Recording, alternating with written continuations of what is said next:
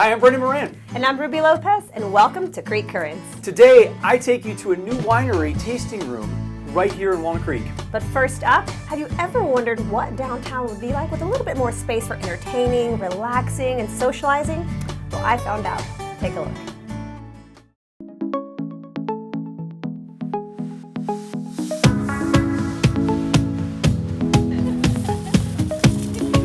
Well, I'm in downtown Walnut Creek today at parking day. Now, usually people arrive, they park their cars, and they go experience something. But today, that is the experience. You can come right down and enjoy the parking spots. And I am here with Deputy City Manager Carla Hansen. Talk to us about what's going on today. So Parking Day is an international holiday for parking. It's an annual event. It's actually what brought the parklet to cities around the country. And we are celebrating Parking Day in Walnut Creek today. So what can people expect to experience when they come on downtown? So folks come downtown, come to Locust Street in Cypress. We've got 3 parklets. It's very active. We want people to engage with the city, with our partner organizations, and really just have fun and reimagine what these spaces could look like if we didn't have cars in them. Well, I love the concept. Where can people go if they want to find more information about Parking Day and other events happening downtown? Walnut Creek Downtown is our downtown association. They're a great partner with the city, and they've got so many things going on downtown this fall. Check out their website. Absolutely. Well, thank you so much for joining us. I think we should go play cornhole. Let's do it. Okay.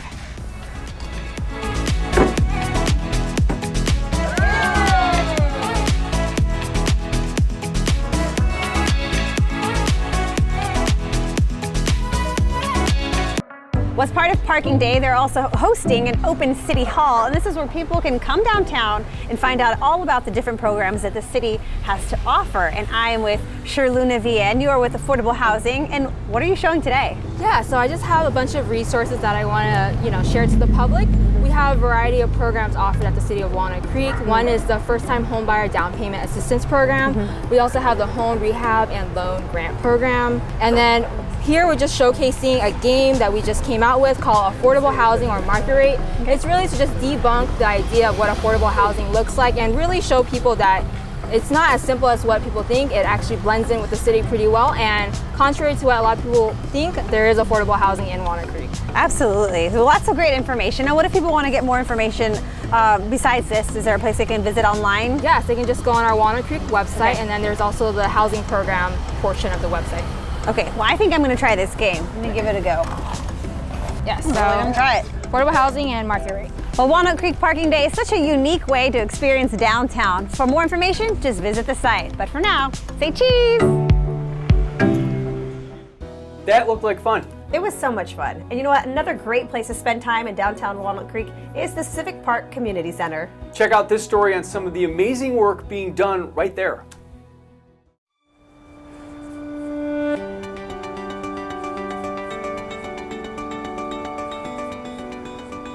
I have story after story of some of these kids that I've seen do things that they never thought they'd be able to do. So one of the things that we try to do is not to put limitations on anything. Anything is possible. The City of Walnut Creek Specialized Recreation Program is actually multifaceted. So we have a summer day camp program, which is what we're doing here, that runs 7 to 8 weeks out of the summer. And then we have an adult program that runs during the school year, and we've extended that to run during the summer for the first time this year. So we provide recreation and leisure activities for the special needs population, actually in a tri-county area. We're actually a regional program now. My son Thomas loves this camp. He feels safe, he feels included, he enjoys the activities, he really likes having a structured place to go every day. I think a really clutch thing about this camp is there's nothing else like it. There are dozens of different day camps available around here, but not for kids with special needs. And so for a guy like Thomas, this is just huge for him to have a place that feels like his place. This is my 3rd time summer camp, and then I'm loving all of my friends, and then they're very nice. I like to play with them. That's how I feel about summer camp. I like playing with the other campers. Camp making me feel happy. My child Bo has been coming to Spec Rec for about 7 or 8 years. He's been very happy to come to camp and know the kids, and the campers are awesome, and Preston is so loving and accepting, and so for Bo, it's been nothing but positive. I'm a volunteer at the camp. The staff, the people, the adventures, the activities, the environment, I love it all.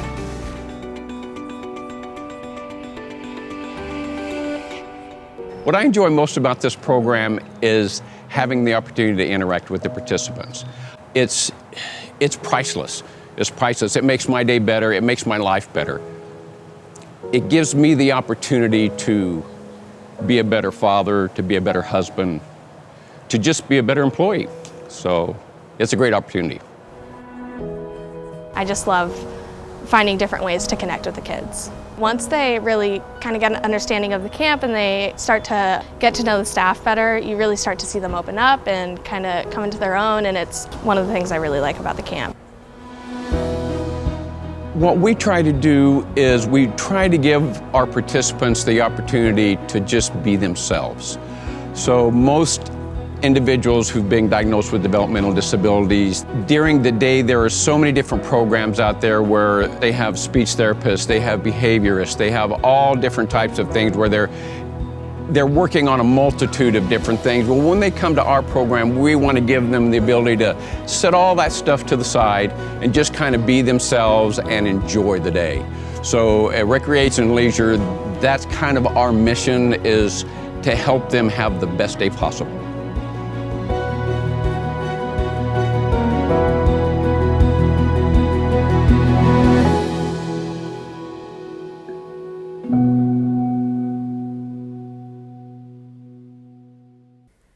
Walnut Creek Recreation hosts a wide variety of programming throughout the year, so if you'd like some more information, just head on over to their site for more. And I found another great activity in Walnut Creek.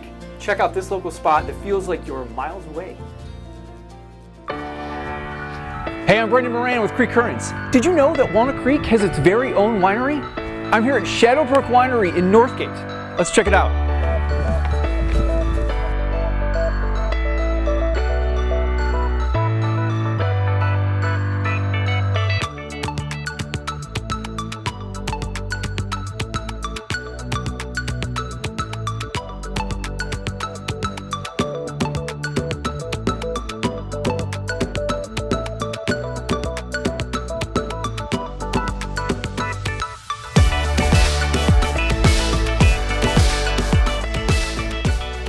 I'm here with Tim Jocular with Shadowbrook Winery. Nice place you got here. Thank you.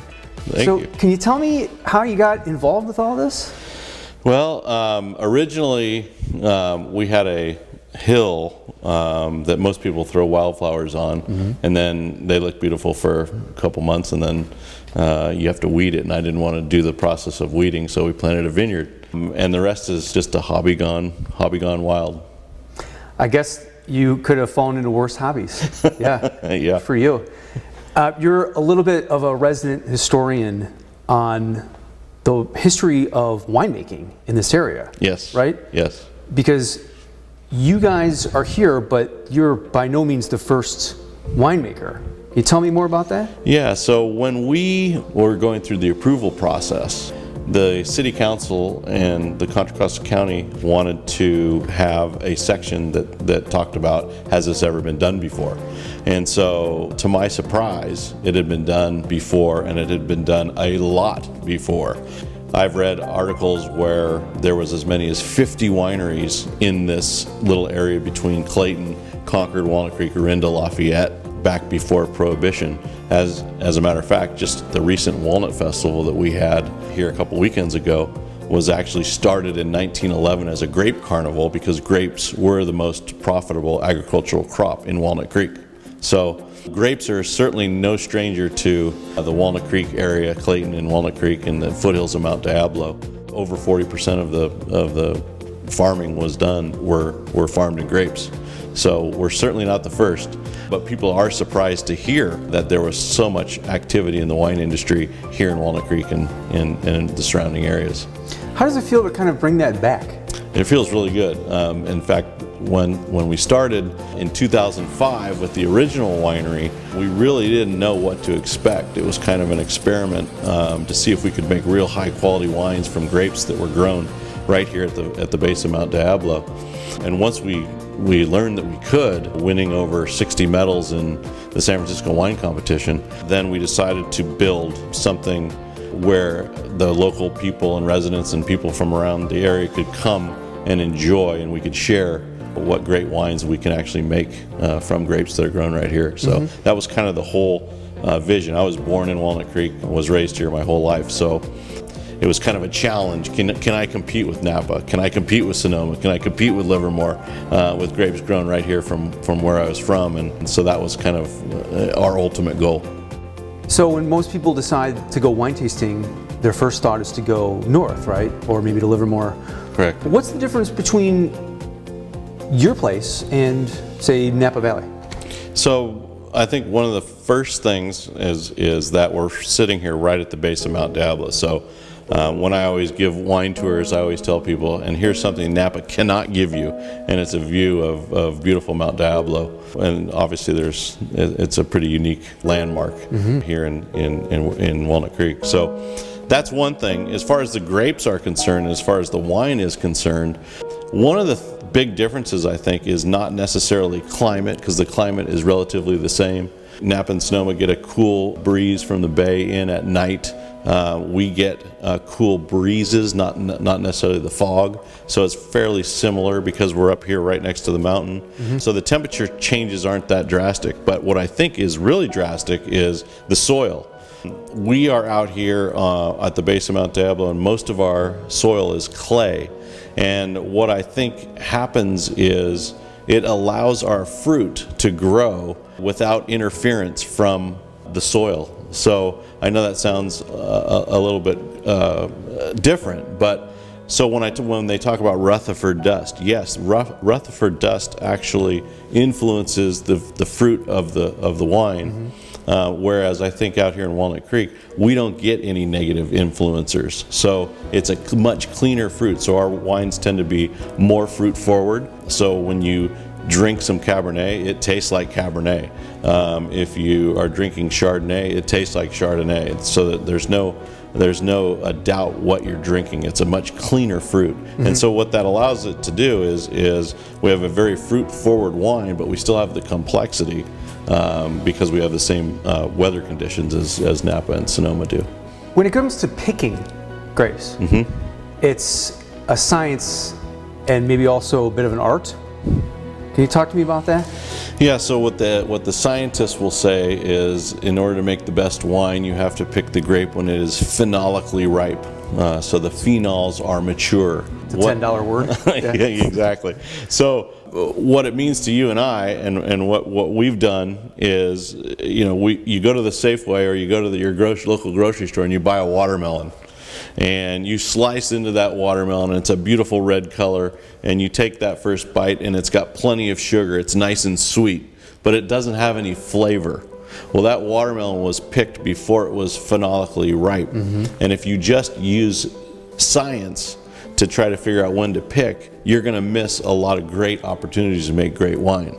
So one of the last things that you do is taste the grapes out in the field and see if they have flavor yet before you harvest. So it's not just a science, it's also you got to go out there and hand pick grapes and hand taste the grapes to see if they'll actually be phenolically ripe so that they can make a really good wine. And so a lot of people make the mistake of just making their picking decision or making their harvest decisions just based on the numbers, and that's not going to produce the best wine. What's your favorite part about doing this? Favorite part about doing this is two things I would say. One is the smile on people's faces when they drink a real nice quality wine from Walnut Creek that they didn't believe that we could do here.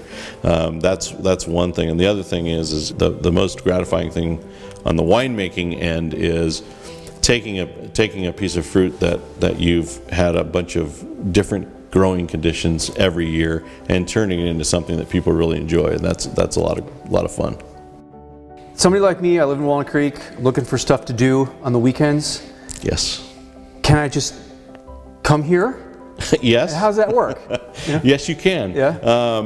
Our use permit requires us to be by appointment only. So generally speaking, you can go online. It's really easy. You click on and make an appointment. Or you can call. You know, a lot of times, like for example, on a night, I'll want to go to a restaurant or something and call and see if they have any room. You can do that too here. It works the same. But yeah, right now we're open Fridays, Saturdays, and Sundays, and we've got plenty of places to hang out and drink a glass of wine. One of the nice things about our winery is that we are allowed to sell wines by the glass or by the bottle, so you can hang out and check out the beautiful views of Mount Diablo. In addition to that, if you're a member, you can make a member-only appointment. And a member-only appointment is basically you can come in, buy your favorite bottle of wine, and just enjoy relaxing here at the winery. You don't have to go through a formal tasting. So that's another great advantage for local people. Tim, thank you. You got a great place. Thank you. Okay. Appreciate it. Yeah.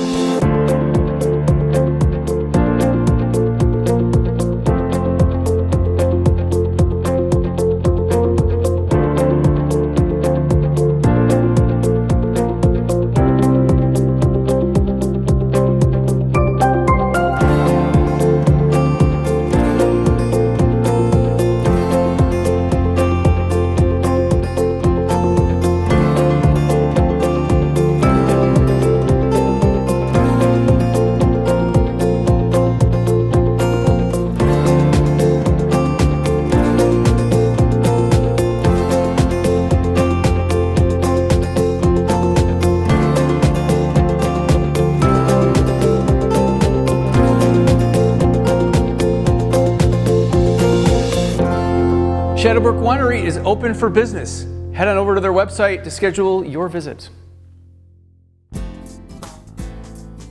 Nice to see a local business growing, and probably not a bad way to spend your day at the winery. No, it's not too shabby. I also recommend taking a tour of the grounds if you go there because it is beautiful. And something else that's growing in Walnut Creek is the public art mural program.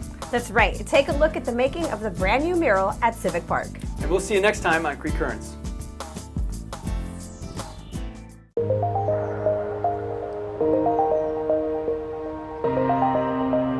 My name is Monica Canilau, and I collaborate with Zarathustra under the collaborative title MCXT, which is just our initials. Our focus that we like to do the most is building things that are interactive with the public. With this project, when the city asked us to turn in images for it, we made like many very different images. It was interesting, the one they chose, it was like the most intricate, like kind of wild one, and we're like, okay, Walnut Creek, gonna make us do the most crazy one, okay. And then most projects rely on like trust of the artist's work, so it was just like maybe add another animal or like combine this element from this other one with this. The like scary, exciting challenge of working with other people is that you start it because you appreciate another person's work and the outcome is completely unexpected. So it's this exciting thing that you build with another person, just like magic that happens when you collaborate with anybody. Ongoing theme with MCXD stuff is the interconnectedness of nature and people and animals and how we affect each other so much, which I think a lot of people kind of lose sight of in their daily lives.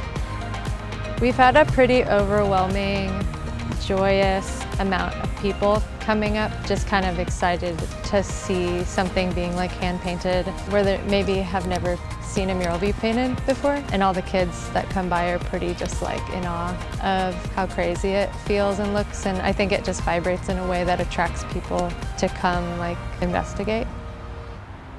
It's just fun to see it come to life.